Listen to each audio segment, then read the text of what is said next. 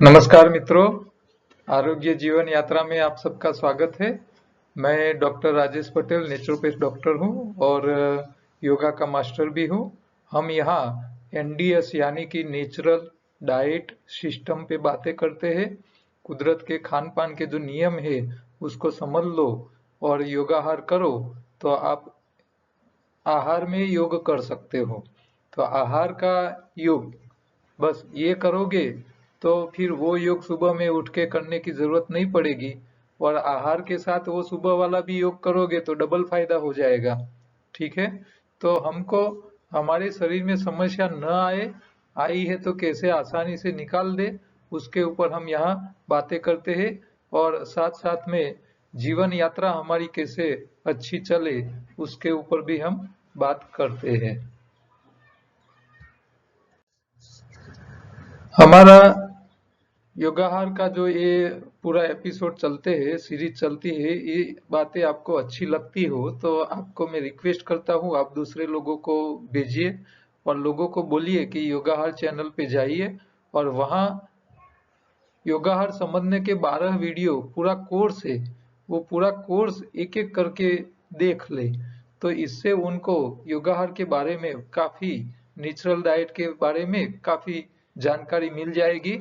आपको उनके साथ भेजामारी करने की जरूरत नहीं पड़ेगी, वो खुद ही वीडियोस देख के समझ जाएंगे। आप ऐसे सीधे बात करोगे कि भाई ये करने से हो जाएगा, ये करने से हो जाएगा, तो वो उसके समझ में नहीं आएगी। जब तक वो कॉन्सेप्ट को समझेंगे नहीं, शरीर में कैसे ये हमारी सिस्टम काम करती है वो पता नहीं चलेगा, तब तक वो हमारी सिस्टम को फॉलो नहीं करेगी। कोरोना काल अब गया है, अब सेमिनार हमारे चालू हो चुके हैं। तो अहमदाबाद में और गांधीनगर में, गुजरात अहमदाबाद गांधीनगर में ये 14 तारीख को, 28 तारीख को अहमदाबाद में है और गांधीनगर में 21 तारीख को रविवार के दिन दोपहर 2 से 5 का निशुल्क शिविर लगने वाली है। उसमें कोई चार्ज नहीं है, फर्स्ट कम फर्स्ट बेस पे हम अलाउ करेंगे और बुकिंग की भी जरूरत नहीं है, सीधा आप आ सकते हो। आपको एड्रेस और लोकेशन चाहिए तो मेरे नंबर पे व्हाट्सएप करके रिक्वेस्ट भेज देना है कि अहमदाबाद का सेंटर का लोकेशन चाहिए या गांधीनगर का एड्रेस चाहिए। जो लोग ये सेमिनार अटेंड करेंगे उन लोगों को हिस्सा लेने के उपलक्ष्य में उन लोगों को स्पिरुलिना टेबलेट बनाने वाली कंपनी की ओर से आपको 500 रुपये की टेबलेट की गोली की डब्बी तद्दन भेंट दी जाएगी, गिफ्ट दी जाएगी। ठीक है, तो यहाँ हमारे जो सेमिनार लगेंगे, टाइम पहले हमारे 9 से 1 के थे, इसमें हम भोजन कराते थे, लेकिन अभी ये भोजन के अलावा सिर्फ 2 से 5 की सेमिनार लगेगी, इसमें हम भोजन नहीं कराने वाले, इसीलिए वो निःशुल्क है।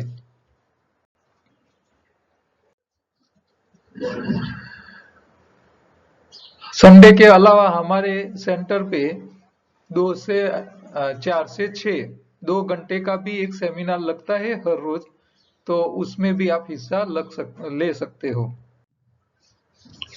एनडीएस में प्रश्न है, एक भाई ने मुझे लिखा है, राजेश भाई, कलोल थी रविंद्र भाई, उम्र वर्ष 66, वजन છે 54 કિલો, હું છેલ્લા 1 વર્ષથી એનડીએસ કરું છું, બપોરે ગ્રીન જ્યુસ, રાત્રે દ્રાક્ષનો જ્યુસ લઉં છું, મને બીપી કોલેસ્ટ્રોલ હતું તે મટી ગયું છે, ગોળી લેતો નથી, મારા કાન ઉપર રસોડી હતી તે મટી ગઈ છે, કાનનું ઓપરેશન 2006માં કરાવેલું, પરંતુ પરુ આવવાનું ચાલુ હતું તે પણ મટી ગયું છે, બીજું L4-5 નંબરનો કરોડરજ્જુનો મણકો દબાય છે, જેનાથી ડાબો પગ તથા ડાબો હાથ ભારે લાગે છે, દુખાવો થાય છે, રાત્રે ઊંઘ આવતી નથી, ચાલી શકાતું નથી, શક્તિ નથી, બેચેની રહે છે, તો શું કરવું, ઉપાય બતાવશો જી, મારે એનડીએસ થી જ બધું મટાડવું છે, ઉપાય જણાવવા विनंती, चैन पड़तू नहीं।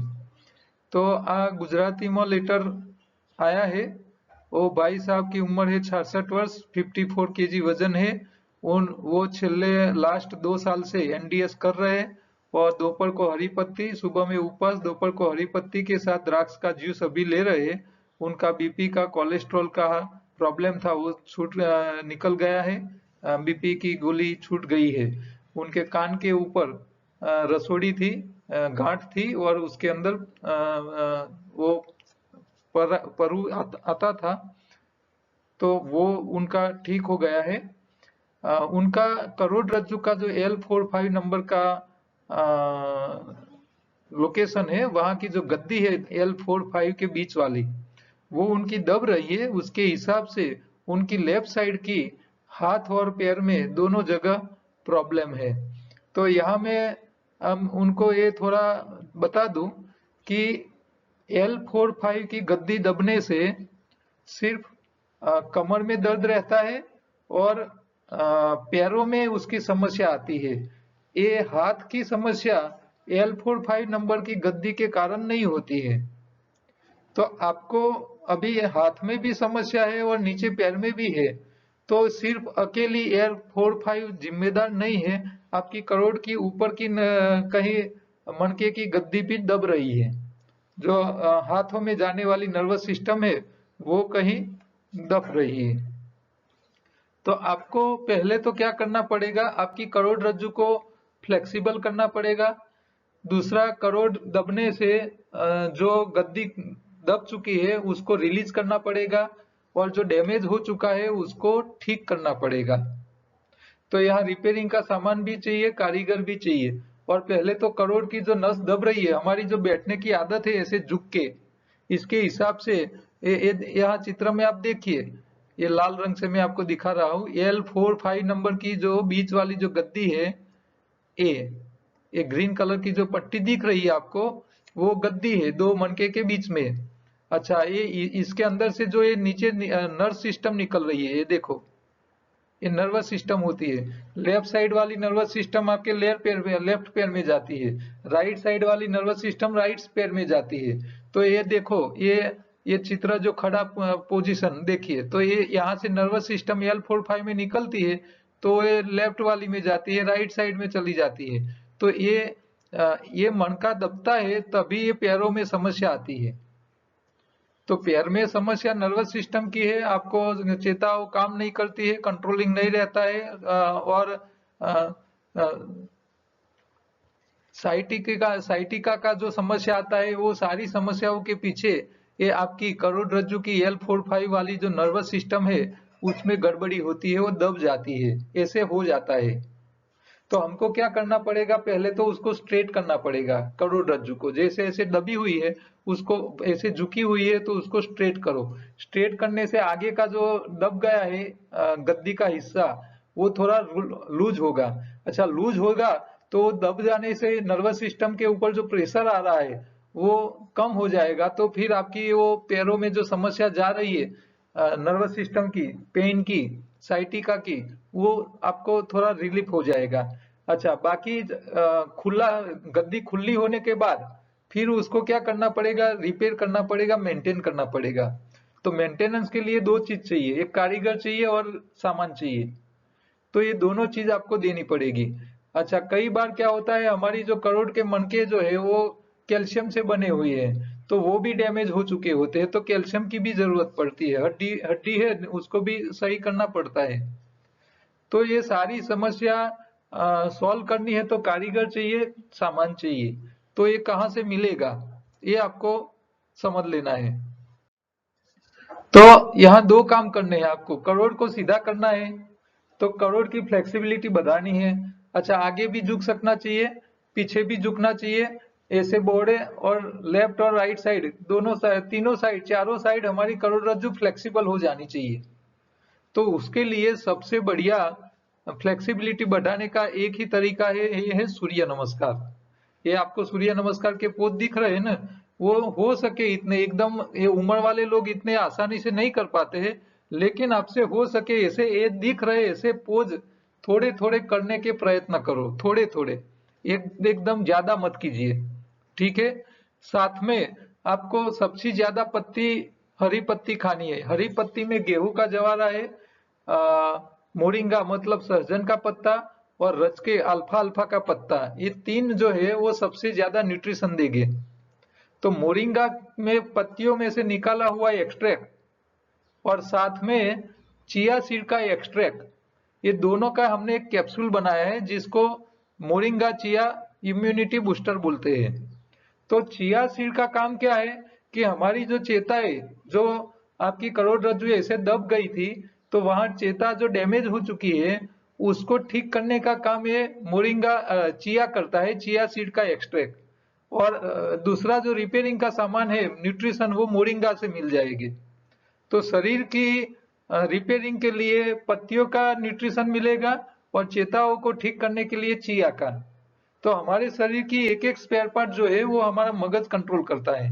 तो मगज की नर्वस सिस्टम जो है वो उसको ठीक करने में, उसके पास काम कराने के पीछे पूरी नर्वस सिस्टम काम करती है। हर स्पेयर पार्ट को कितना काम करना है वो नर्वस सिस्टम, आपको उंगली को ऐसे ऐसे कितनी दबानी है तो वो नर्वस सिस्टम आपको ऑर्डर देती है कि भाई इतना जोर लगाओ, हाँ, और ताकत करो। आपके हृदय को कितना पंप करना है वो नर्वस सिस्टम उसको ऑर्डर देता है। आपकी थायराइड ग्रंथि को कितनी इंतस्राव पैदा करनी है वो नर्वस सिस्टम देती है। तो उसका बॉस है पिट्यूटरी ग्रंथि। तो ये नर्वस सिस्टम जो है उसको भी ठीक करना है साथ में, और जो स्पेयर पार्ट है उसको भी ठीक करना है। तो दोनों को ठीक करने वाली एक अद्भुत चीज है, वो किसी भी बीमारी है उसमें कॉमन काम में लगती है, वो है मोरिंगा और चिया का एक्सट्रैक्ट। तो आप हमारे पास से वो कैप्सूल मंगवा सकते हो। दूसरा, आपका खून नया बनना चाहिए, तो उसके लिए प्रिकली पियर्स, जो हाथलाथोर बोलते हैं गुजरात में, उसके फल आते हैं जिसको फिनला बोलते हैं, तो उसका भी आप पाउडर फॉर्म या तो लिक्विड, आप दोनों में से एक मंगवा सकते हो। तो आप इसका डोज बजाइए, साथ में आपकी करोड़रज्जु को फ्लेक्सिबल कीजिए और थोड़ा प्राणायाम भी कीजिए, कपालभाति भी कीजिए। कपालभाति से क्या होता है, हमारे फेफड़े मजबूत होते हैं, ऑक्सीजन ज्यादा जाता है। तो आपके जो खून है, जो नया हीमोग्लोबिन बनेगा, उसको रिपेयर करने के लिए, मेंटेनेंस करने के लिए पावर सप्लाई चाहिए, मशीन चलाने के लिए। तो पावर सप्लाई मतलब एनर्जी, कैलोरी, शक्ति। तो वो शक्ति को बर्न करने के लिए क्या जरूरत पड़ेगी, ऑक्सीजन की। तो जितना शरीर में ऑक्सीजन बढ़ेगा, जितना हीमोग्लोबिन बढ़ेगा, जितना रिपेयरिंग का सामान जाएगा, इतना आपको वो डैमेज पार्ट को ठीक जल्दी होने में आसानी रहेगी, जल्दी ठीक हो जाएगी। ठीक है, तो हमको जितने हथियार काम में लग रहे हैं वो सबको साथ में लेना है। एक ही चीज से हम अपेक्षा क्या करते हैं कि मुझे एक दवाई दे दो और मेरा बीमारी ठीक हो जाए, ये अपेक्षा ही गलत है। कोई एक चीज, आपको एक चाय बनानी है ना, तो आपको गैस चाहिए, बर्तन चाहिए, चाय चाहिए, चाय पत्ती चाहिए, गुड़ या शुगर चाहिए, दूध चाहिए, और लाइटर भी चाहिए गैस को जलाने के लिए, और वो सारा करने वाला कारीगर भी चाहिए। तो ये सारी चीज इकट्ठा होती है तभी एक चाय बनती है। तो आपके शरीर को ठीक करने के लिए शरीर में कारीगर चाहिए, रिपेयरिंग का सामान चाहिए, मटेरियल चाहिए, एनर्जी चाहिए, सब कुछ चाहिए, ऑक्सीजन चाहिए। तो ये सारी चीजें आपको सप्लाई करनी पड़ेगी तभी ये ठीक हो पाएगा, इसके अलावा नहीं होगा। तो हमारे पास ये सब रास्ते हैं। हमने मोरिंगा चिया इसीलिए बनाए, चेता को भी गड़बड़ी है तो उसको ठीक कर ले। मोरिंगा मतलब सहजन की पत्तियों में सबसे ज्यादा न्यूट्रिशन है, तो वो उसका एक्सट्रैक्ट निकाल दिया। आपको प्रिकली पियर्स, वो सीधा हीमोग्लोबिन है आपके, आप हरी पत्ती खाओ और नया खून बनने की प्रोसेस कम है। और जो लोग उम्र वाले हैं, बुजुर्ग लोग हैं, उनके शरीर में नया खून इतना जल्दी नहीं बनता है, चाहे वो हरी पत्ती कितनी भी खाए, लेकिन इतनी जल्दी नहीं होगी। तो उन लोगों के लिए ये प्रिकली पियर्स का जूस, जिसको फिनला बोलते हैं, वो अच्छा काम करता है, वो सीधा खून ही बन जाता है और काम में लग जाता है। तो वो 50 से 100 ml आप हर रोज ले सकते हो। और साथ में ये करोड़रज्जु को थोड़ा फ्लेक्सिबल करने के आसन भी जरूरी है। हाँ, ऐसे आपको हाथ हाथ टूट गया है और पकड़ के ऐसे बांध के रख दोगे तो वो ठीक नहीं होगा, उसको फ्लेक्सिबिलिटी देनी पड़ेगी। ऐसे एक ही जगह पड़ा रहेगा तो फिर रिपेयर होगा, वो ऐसी की वैसी पोजीशन में हो जाएगा। तो उसको फ्लेक्सिबल भी साथ में करना पड़ेगा। तो थोड़ा थोड़ा बैक बेंड करने का आसान कीजिए, हो सकता है तो सूर्य नमस्कार कीजिए, कपालभाति भी कीजिए खाली पेट हो तब। और ये साथ में खुराक, डाइट में थोड़ा ध्यान रखिए, पकाया एक ही बार खाओ, दोपहर, सुबह से दोपहर तक उपवास, दोपहर को हरी पत्तियों के रस के साथ ये सारी चीजें ले लीजिए, दोपहर से शाम तक कच्चा, और रात को एक ही टाइम पकाया खाइए। तो ये भी जरूरी है। ठीक है, बिल्कुल पकाया नहीं खाओगे न तो भी समस्या रहेगी। हाँ, शरीर दुबला पतला होता जाएगा। तो ये एक टाइम पकाया खाइए, लेकिन सामने रिपेयरिंग का सामान देते रहिए, कारीगर देते रहिए, ये जरूरी है। लोग कच्चे पे आ जाते हैं। हाँ, रिपेयरिंग का सामान पत्तियों से मिलता है तो वो खाते नहीं है, और रिपेयरिंग देते नहीं है, कारीगर जाते नहीं है, कच्चा खाते हैं, सिर्फ वजन कम होता है और वजन कचरा निकल जाता है। तो कचरे के हिसाब से जो बीमारी आई है उसमें तो फायदा हो जाएगा, कचरा निकल गया, स्पेयर पार्ट साफ हो गया तो काम चालू। लेकिन जो मेंटेनेंस है, वो मेंटेनेंस नहीं करोगे तो परमानेंट सॉल्यूशन नहीं मिलेगा। सफाई के साथ रिपेयरिंग इतनी ही जरूरी है। हाँ, ज्यादातर बीमारियां कचरे की है। तो सिर्फ कच्चा खाने से कचरा निकल जाता है, खट्टा खाने से कचरा निकल जाता है, ज्यादातर बीमारियों में लाभ हो जाता है। लेकिन आपने कचरा निकाल दिया फिर भी जो लाभ नहीं मिल रहा है, तो इसके पीछे रिपेयरिंग नहीं हो रहा है, वो ध्यान आपको रखना है। तो ये आहार का इंजीनियरिंग में आपको ध्यान रखना है। आपकी खून की सफाई के लिए सुबह से दोपहर तक उपवास, आपकी आंतों की सफाई के लिए एनिमा लेते रहो सुबह सुबह में हर रोज। हाँ, और आप योग प्राणायाम कीजिए, नहीं कर सकते हो तो उपवास भी कीजिए। शरीर का सही खुराक दे दीजिए, ताकत वाला, रिपेयरिंग वाला। और कारीगर कहाँ से मिलेंगे। स्वाद में भी ध्यान रखिए, जो लोग दुबले पतले हैं वो थोड़ी मीठी चीजें ज्यादा खाए तो उसमें एनर्जी रहेगी, ताकत रहेगी। ठीक है। जो लोग मोटे हैं वो खट्टा ज्यादा खाए, उसको कचरा निकालना है। हाँ, तो एक बार एनडीएस करने से ज्यादातर कचरा निकल जाता है, फिर उन लोगों को पतला हो जाने के बाद खट्टा ज्यादा नहीं खाना है, ये भी ध्यान रखना है। एनडीएस में दूसरा प्रश्न है, राजू भाई, I have been diagnosed with hyper hypothyroidism, what can be done. तो हाइपोथायरॉयडिज्म, थायराइड ग्रंथि बिगड़ गई है, गले में होती है वो, यहाँ बीच में दिख रही है आपको, वो गले की बगड़ गई है। तो उसके हिसाब से हाइपोथायरॉयडिज्म। अब थायराइड की जो बीमारी है वो दो प्रकार की है, हाइपर और हाइपो, दोनों होती है। तो ये क्यों होती है। तो अ, ये मशीन बिगड़ गया है। अच्छा, आप ज्यादा रेडिएशन, हाँ, मान लो आप ज्यादा 24 घंटे मोबाइल पे ही बातें करते रहते हो, तो मोबाइल के जो रेडिएशन है वो निकलते हैं और आपके शरीर में जहां जहां जाएगा तो वो उसका नुकसान करते हैं। पिट्यूटरी ग्रंथि आपकी डिसऑर्डर हो गई है, वो अपनी आपकी थायराइड ग्रंथि को सही ऑर्डर नहीं दे रही है कि भाई तुमको इतना इंतस्राव पैदा करना है या नहीं करना है, कब करना है, कितना करना है, वो सही ऑर्डर नहीं देती है। तभी भी ये समस्या आती है।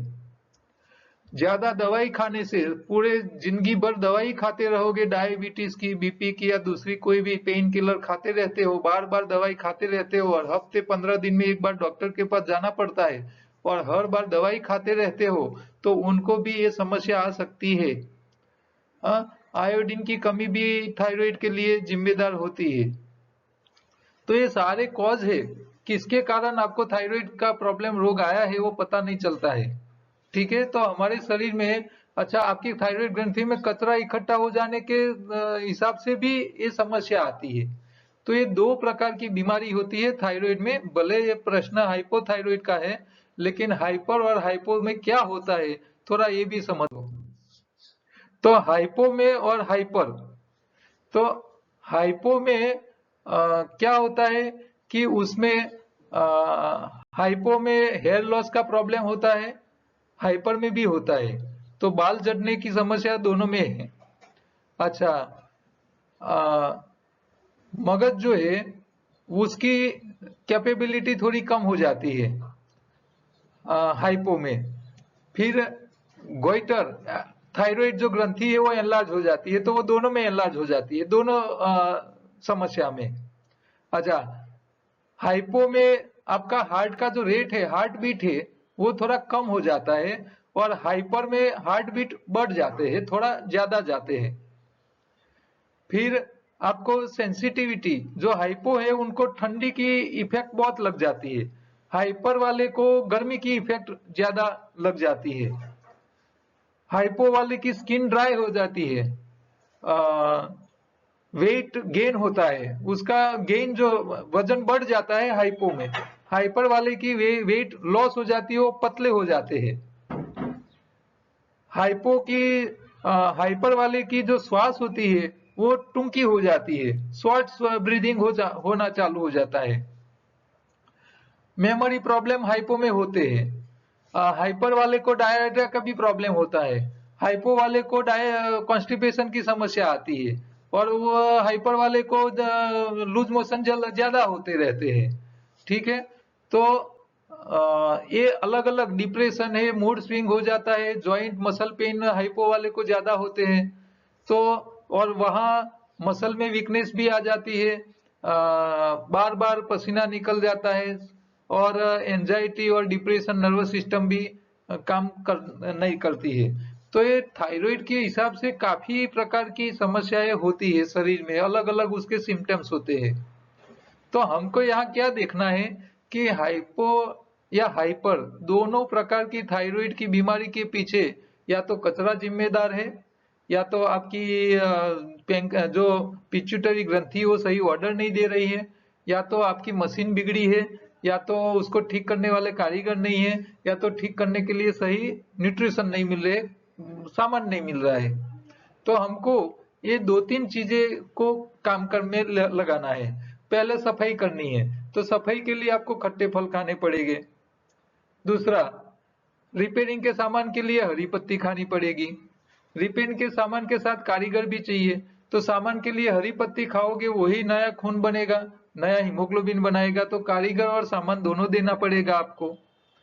अच्छा, आपको सिर्फ थायराइड पे ही काम करना है, तो आप उज्जयी नाम का प्राणायाम भी कर सकते हो। हाँ, जैसे ओंकार करते हो तो श्वास बाहर निकालते हो, भ्रामरी प्राणायाम में क्या करते हैं, हम श्वास भर के बाहर निकाल के श्वास निकालते समय आवाज पैदा करते हैं। जैसे श्वास बाहर निकालते हो तो यहाँ श्वास पैदा होता है, लेकिन आपको उज्जयी में श्वास अंदर लेना है, और श्वास अंदर लेने के टाइम आप खुद आवाज पैदा कर नहीं सकते। आप दोनों काम एक साथ नहीं हो सकते, श्वास अंदर भी लेना है और स्वर पेटी में से आवाज निकाल नहीं सकते आप। तो यहाँ आपको श्वास लेना है, उस टाइम आपको क्या करना पड़ता है, गले को दबाने का। उज्जयी प्राणायाम में ऐसे गले को दबाओ, उसकी श्वास नली को, और गला दबाने से क्या होता है कि आप यहाँ से दबाते हो तो आपकी थायराइड के जो थायराइड है वो दबती है ऐसे, और फिर श्वास नली की कम जगह वाली हो जाती है, पतली हो जाती है, तो इसमें से जब आवाज आती है तो वो आवाज पैदा करती है। देखो, मैं यहाँ गले को पकड़ के आवाज श्वास अंदर लेता हूं तो उस टाइम आवाज पैदा होगी। श्वास बाहर निकाल के अंदर खींचना है। मैं पहला गला पकड़ूंगा और फिर श्वास अंदर खींचूंगा, पहले भरूंगा, बाहर निकालूंगा, पकड़ के अंदर खींचूंगा। अंदर लिया,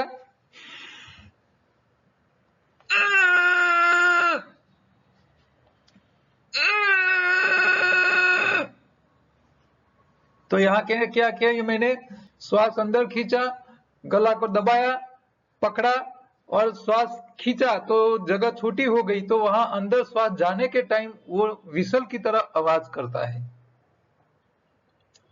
तो ये जो प्रैक्टिस होती है उज्जयी प्राणायाम में, उस टाइम आपकी जो थायराइड ग्रंथि है वो बार बार दबती है, रिलीज होती है, दबती है, रिलीज होती है। तो इसके अंदर जो कचरा है वो ऐसे ऐसे दबान आने से कचरा रिलीज होकर है, निकल जाता है। तो कचरे के हिसाब से आपकी समस्या आई है तो जल्दी ठीक हो जाती है। जैसे मंडूकासन करते हैं हम, पेट ऐसे हाथ, दोनों हाथ को ऐसे पेट में रख के आगे जब दबाते हैं पेट को, तो हमारा पैंक्रियास दबता है जठर के साथ। तो पैंक्रियास दबता है तो जो हमारा जो रबर का जो सोफा बनाने के लिए नहीं रबर का इस्तेमाल करते हैं, ऐसे रेक्जिन, तो ऐसे जैसे दबाओ तो अंदर से पानी बाहर निकल जाएगा, और खींचो रिलीज करोगे तो अंदर पानी वापिस जाएगा। तो ऐसे ऐसे दबेगा, निकलेगा, वापिस आएगा। तो ये दबान करने से खून प्रेशर से बाहर निकल जाएगा, जैसे रिलीज करोगे अंदर जाएगा हमारे ऑर्गन में, थायराइड ग्रंथि में या पैंक्रियास में। तो ऐसी दबाना रिलीज करना, ये प्रैक्टिस करने से खून प्रेशर से बाहर निकलता है, वापिस जाता है, बाहर निकलता है, तो कचरा लेके निकलता है, नया अच्छा खून अंदर आता है। तो ये उज्जयी प्राणायाम किसी भी प्रकार की थायराइड, दोनों हाइपर हो या हाइपो हो, दोनों की समस्या में उज्जयी प्राणायाम के साथ आपको कारीगर और रिपेयरिंग का सामान दोनों देना पड़ेगा। तो ये रिपेयरिंग के सामान के लिए हरी पत्ती और तैयार कारीगर के लिए फिनला, जो प्रिकली पियर्स हम बोलते हैं, अभी मैंने बताया आगे के सवाल में, ये दोनों चीज आपके लिए काम की है। तो आप हरी पत्तियों पे रहिए, खट्टे फल खाइए और एक टाइम उपवास कीजिए, एक ही टाइम पकाया खाओ। तो ये प्रयोग, एनडीएस का प्रयोग सिंपल सा है। सुबह में एनिमा ले लो, दोपहर तक उपवास करो, दोपहर से शाम तक कच्चे पे हरी पत्ती ज्यादा, और रात को एक ही टाइम पकाया, डेयरी प्रोडक्ट बंद। बस इतनी सिंपल सी प्रयोग करने से आपकी हाइपो की समस्या हो या हाइपर की समस्या हो थायराइड में, उसमें फायदा मिलेगा। अच्छा, मान लो आपकी पिट्यूटरी ग्रंथि में प्रॉब्लम है, वो सही ऑर्डर नहीं दे रही है, तो पिट्यूटरी ग्रंथि को ठीक करने के लिए हम ऐसे मगज दबा नहीं सकते। हाँ, ऐसे दबा नहीं सकते। तो इसमें दूसरा ऑप्शन है, आप शीर्षासन जो आपको आता हो तो आप शीर्षासन कीजिए। तो शीर्षासन करने से हमारी पिट्यूटरी ग्रंथि के ऊपर प्रेशर आता है उल्टा होने से, तो वो थोड़ा दबेगा रिलीज होगा, दबेगा रिलीज होगा, तो वो एक ठीक करने का एक आसान रास्ता है। दूसरा है अनुलोम विलोम प्राणायाम। ऐसे आपको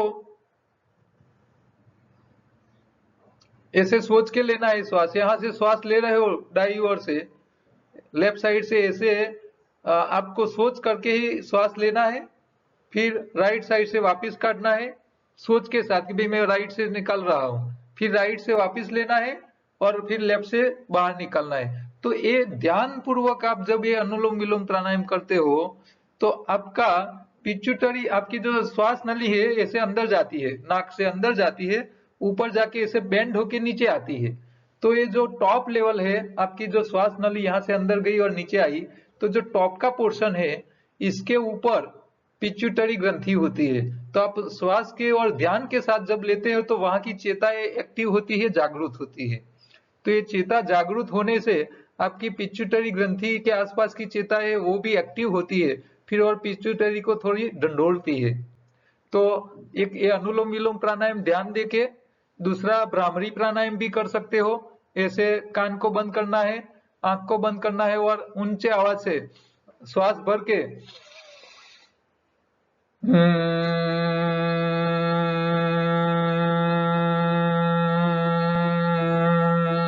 जितना ऊंचा आवाज से करो ऐसे भ्रामरी प्राणायाम। ओमकार भी ओ उम के हिसाब से आपको पूरा लंबा ओमकार करना है। तो ओमकार भी आपके अंदर मगज के पिट्यूटरी ग्रंथि को वाइब्रेट करेगी। ये अनुलोम विलोम प्राणायाम मेडिटेशन के साथ करोगे ध्यान पूर्वक तो भी करेगी, और ओमकार और भ्रामरी प्राणायाम से भी उसका फायदा मिलेगा। शीर्षासन आता है तो वो भी आप कर करके पिट्यूटरी को ठीक कर सकते हो। ठीक है, तो ये जिसको पिट्यूटरी के हिसाब से थायराइड ग्रंथि बिगड़ी है या दूसरी ग्रंथियों का काम काज बंद हो चुका है, उनके लिए ये इतनी ही जरूरी है, काम की है। तो ये सारे जो ऑप्शन है उसको थोड़ा आप अमल कीजिए, आपको जरूर से फायदा हो जाएगा। तो ये पूरा योगाहार में सिर्फ आहार अकेला नहीं, प्राणायाम भी इतना जरूरी है, शरीर में सही खुराक भी इतना जरूरी है, स्वाद भी काम करता है, आपको शरीर को न्यूट्रिशन भी चाहिए, कारीगर भी चाहिए, कैलोरी वाला खुराक भी चाहिए, शरीर को सही खून बनाने वाला खुराक भी चाहिए। तो ये सारी, और शरीर की सफाई का भी ध्यान रखना पड़े। तो ये सारी बातों का आप ध्यान रखो और सबका प्रयोग करो। एक चीज से आपको फायदा होता नहीं है। कई लोग मुझे बोलते हैं साहब मैं हर रोज एनिमा लेता हूँ फिर फायदा नहीं हुआ। तो सामने खाने में ध्यान नहीं है, चबा के खाते नहीं है, स्वाद में ध्यान नहीं रखते हैं, पत्तियां खाते नहीं है, कारीगर भेजते नहीं है, सामान मिलता नहीं है शरीर को, खाली एनिमा से क्या होगा? आपका घर बिगड़ गया है, कोई रिपेयरिंग करना है, सफाई कर लो तो क्या रिपेयर हो जाएगा? ऐसे नहीं होता है, जरूरत है तो वहां मेंटेनेंस भी करना पड़ता है। ठीक है, तो सारी बातें का आपको ध्यान रख के ही आपके शरीर को ठीक रखना पड़ेगा। रोज दवाई खा के जिंदा रहने में गर्व लेने की गर्व मत लो। बिना दवाई की जिंदगी गर्व लेने लायक है। आप दवाई नहीं खा रहे हो और जी रहे हो तो आप गर्व के पूर्वक बोल सकते हो कि मेरे मेरे जीवन से मुझे गर्व है। लेकिन आप दवाई खा के भले फिर आप महंगी गाड़ी में घूमो, उसका कोई मतलब नहीं है। तो गर्व तभी ले सकते हो जब आप बीमार न हो, और बीमारी के साथ जी रहे हो, दवाई के साथ जी रहे हो, तो गर्व लेने वाली जिंदगी नहीं है। कर्ज वाले की जिंदगी और दवाई खा के जीने वाले की जिंदगी एक ही जैसी है, दोनों कभी भी मार सकती है। हाँ, क्योंकि कर्जा बढ़ता जाता है तो वो कभी इतना बढ़ जाता है तो मनुष्य को सुसाइड करने की नौबत आ जाती है। और दवाई खाने वाले का भी यही हालत होता है, क्यों? दवाई खाता रहता है, एक रोग की दवाई खाता है, वर्ष 2 वर्ष में दूसरी रोग की बीमारी की दवाई चालू हो जाती है, फिर तीसरी की चालू हो जाती है, पर चौथी की चालू हो जाती है, दवाइयां बढ़ती रहती है, कम नहीं होती है, फिर एक दिन वो भी मार लेती है। तो कर्ज और दवाई दोनों से बचना चाहिए। कर्ज लेने के टाइम ध्यान रखो किसके पास से कर्ज लेना, वो भी आप ध्यान रखो। हाँ, आजकल देखो छापे में आता है कि लोगों ने पैसा कर्ज पे थोड़ा पैसा लिया, 1 लाख रुपया लिया हो कर्ज, और उसके सामने 10-10 लाख रुपया उसको रिटर्न चुकाया होता है, फिर भी सामने वाले उसके ऊपर दबाव करके 10-10 टका ब्याज जब तय होता है तब 1 या 2% के हिसाब से पैसे देते हैं।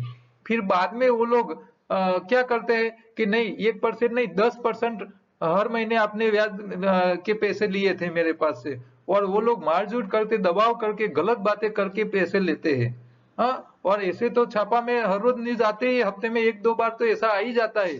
तो आपको कर्ज लेना है तो ऐसे ऐसी जगह लो, और मेरे हिसाब से तो सरकारी बैंक या तो कोऑपरेटिव बैंक के पास से ही लोन लो, दूसरी कई जगह मत लो लोन। क्योंकि कौन व्यक्ति कैसे स्वभाव का है, आज आपके साथ बात करता है तो ऐसे बोलता है कि मैं आपके पास से 1 या 2% ब्याज लूंगा हर महीने, ठीक है, लेकिन जब वापस पैसा देने की बात आती है, हिसाब करने बैठते हैं, तब वो लोग झूठ बोलते हैं, और कई बार क्या करते हैं फिर आपको दबाव डाल के ज्यादा पैसे आपके पास से वसूल कर लेते हैं, आपकी मजबूरी का लाभ लेते हैं, और हम उन लोगों की जैसे नहीं होते हैं। ठीक है, तो कभी भी कर्जा लेना है तो सरकारी या तो कोऑपरेटिव बैंक से कर्जा लो, तो वो क्या करेगी, वो कभी आपसे गलत नहीं बोलेगा कि मैंने आपको 12 टका ब्याज दिया है के लोन दिया है तो इसका मैं 24% या 30% नहीं लूंगा। तो सरकारी बैंक से, तो इसीलिए आपको आपकी जो मिल्कत है वो मिल्कत जब भी आप रखो तो वो ऑफिशियल होनी चाहिए, आपके नाम वाली होनी चाहिए, कायदे कानून में रजिस्ट्री वाली होनी चाहिए, दस्तावेज वाली मिल्कत होनी चाहिए। कभी भी आप उसको कहीं भी गिरवे रखने जाओ तो उसका पैसा आपकी बैंक दे सके, ऐसी होनी चाहिए। टाइटल क्लियर प्रॉपर्टी में पैसे खर्च करो, भले उसके पीछे आपको 10% 20% ज्यादा खर्चा करना पड़े, लेकिन मिल्कत जितनी क्लियर होगी तो भविष्य में वो आपके बच्चों को विदेश में अभ्यास के लिए भेजना है तो उसके ऊपर आपको लोन मिल जाएगी। और बिना टाइटल वाली क्लियर चीज जगह नहीं होगी तो आपको कोई पैसा नहीं देगा, और वो उसके लिए श्रॉफ के पास जाना पड़ेगा, और श्रॉफ लोग या दूसरे जो पर्सनल दीदार करने वाले हैं वो आपके साथ तय अलग करते हैं, जब वसूली करते हैं तो कई अलग हिसाब से करते हैं, तो उसके ऊपर कोई कंट्रोल नहीं होता है। ठीक है, तो हमेशा थोड़ा खर्चा ज्यादा करो लेकिन लीगल करो, ऑफिशियल करो, तो इसमें आपको नुकसान कम जाएगा। हमारी प्रोडक्ट के ऊपर बातें करते हैं, हम एक एक प्रोडक्ट को हर रोज एक एक लेते जाएंगे। तो आज मैं रसायन चूर्ण के ऊपर बात करूंगा। तो रसायन चूर्ण, रसायन वटी, आप मार्केट में देखो रसायन वटी मिलेगी, तो इसमें गिलोय, गोखरू और आंवला, ये 3 चीज होती है। तो ये 3 चीज जो है उसमें क्या काम करता है, तो गिलोय जो होती है वो त्रिदोष नाशक है, वो कफ पित्त वायु निकालने का काम करता है। गोखरू जो है वो गोखरू आपको आपकी किडनी ठीक करते हैं, और आंवला जो होता है उसका काम है सफाई काम करना। तो गिलोय, गोखरू और आंवला, ये 3 चीज इकट्ठा होती है तो रसायन चूर्ण बोलते हैं। और उसको आपको सुबह सुबह में हर रोज लेने से आपको शरीर में से कफ पित्त वायु जाएगा, किडनी अच्छी हो जाएगी, और आपका आंवला आपकी सफाई काम करेगा। तो ये 3 चीज इकट्ठा होने के बाद रसायन चूर्ण बनता है। और दुनिया में जितनी दवाइयां बनाने वाली कंपनियां हैं आयुर्वेद में, वो सारी कंपनियां रसायन वटी नाम की दवाई बनाते हैं। तो ये रसायन चूर्ण का एक ही लाभ आयुर्वेद ने बताया है, क्या? कि भाई ये आप लेना चालू करो, आपके चेहरे के ऊपर चमक आनी चालू हो जाएगी। क्यों? क्योंकि शरीर में त्रिदोष कम निकलते जाएंगे, सफाई हो जाएगी, आपकी किडनी अच्छी हो जाएगी। हम रसायन चूर्ण देते हैं तो उसमें हमने एक्स्ट्रा में तुलसी और अश्वगंधा का शामिल किया है, 2 चीज। तो तुलसी त्रिदोष में और फायदा करती है साफ करने में, और अश्वगंधा जो है वो अश्वगंधा शरीर में ताकत देता है। तो जो लोग 3-4 प्रकार की बीमारी से त्रस्त है, लोग हैरान है, उन लोगों के लिए हमने ये तुलसी और अश्वगंधा के साथ वाली रसायन चूर्ण बनाई है। तो वो सुबह में आप हर रोज सुबह में रोगी हो या निरोगी हो, 1 या आधी चम्मच शहद के साथ आपको च्यवनप्राश की तरह चाट लेनी है। तो इससे आपको प्रिकॉशन रहेगा, बॉडी में कफ पित्त वायु बढ़ेगा नहीं, बीमारी है तो एक एक करके धीरे धीरे फायदा रहेगा। और जो लोग शहद नहीं खाते हैं वो लोग गुड़ के साथ ले सकते हैं, खजूर के साथ ले सकते हैं, खजूर की सिरप भी मिलती है, गुड़ की भी सिरप आती है, गन्ने के रस की सिरप आती है, उसको काकवी बोलते हैं, तो ये भी आप ले सकते हो। जो लोग पित्त प्रकृति वाले हैं उनको रसायन चूर्ण लेने में थोड़ा ध्यान रखना पड़ेगा, क्योंकि वो शरीर में पित्त बढ़ाता है ज्यादा ले लेने से। ऐसा कुछ आपको समस्या लगे, साइड इफेक्ट लगे कि भी गर्मी बढ़ रही है, तो रसायन चूर्ण का डोज है वो 1-2 दिन बंद कर लेना का, फिर अब जितनी लेते हो इससे थोड़ी कम लेते रखो, ठीक है। तो ये रसायन चूर्ण ये लंबी आयुष के लिए अद्भुत चीज है, अद्भुत टॉनिक है, वो हम हमारे पास से आप मंगवा सकते हो। तो हमारा जो योगाहार का जो कॉन्सेप्ट है, शरीर सफाई, शरीर को सही खुराक, सावधानियां, ये पूरा चित्र आप याद रखिए और उसको अमल कीजिए। आप छोटे हो बड़े हो सबके लिए आहार का इंजीनियरिंग काम करता ही है। आप शरीर को इंजन मानिए, और इंजन का इंजीनियरिंग आपको मालूम होना चाहिए, सही मालूम होना चाहिए कैसे कौन से मशीन को कैसे ठीक रखा जाता है। तो शरीर को तो ठीक रखना हमको पहली जिम्मेदारी है। हम अपना शरीर ठीक नहीं रखेंगे तो कौन रखेगा? दूसरे के भरोसे रहोगे तो क्या निराशा ही मिलने वाली है, हाँ कुछ मिलने वाला नहीं है। तो खुद ही अपने शरीर को संभालने की आदत डालिए।